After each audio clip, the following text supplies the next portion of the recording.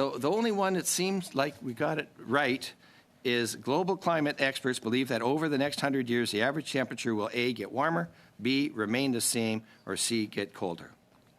Well, it is true that global climate experts believe that it will get warmer. Okay? Now, again, I mentioned that it was the 60s when I grew up. A little before that when I was born, but nevertheless. But I remember all of these different stages where, here is the next, ice age. Here is what is going to happen with their ozone layers. This is going to happen here. Everything is going to be flooded and all of these problems. We are going to have massive hurricanes. We are going to have massive forest fires. We are going to have all of these types of things. And if you believe that narrative, then you are prepared to make statements that says that the earth is boiling. And you will believe somebody that says that. The facts don't bear it out. The sad reality is that one of those other groups that has been criticized for not doing its job has been forestry.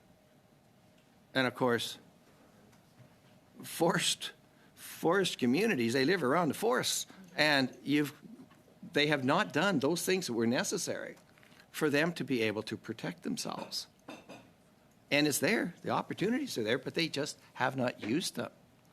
So how can we here in Canada, we've had some terrible things, and I know people that have lost homes and so on, but we have people that categorically will state that it is all because of climate change. Well, the U.S. doesn't have carbon tax, and this last year has been one of the least severe fire seasons ever. No carbon tax. I know that correlation doesn't make sense any more than the correlation makes sense that if you charge a carbon tax, you're going to be able to solve these problems.